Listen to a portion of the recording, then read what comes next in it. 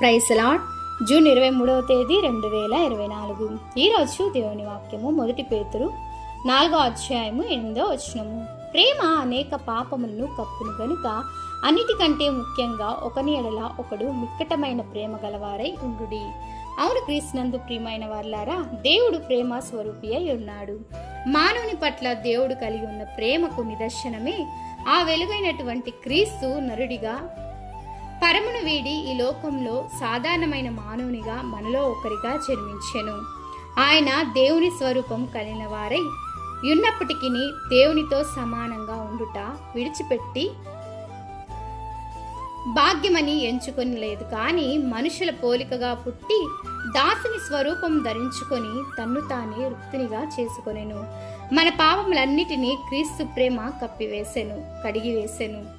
మనం కూడా ఆ క్రీస్తు ప్రేమను కలిగి ఇతరులను ప్రేమించదము.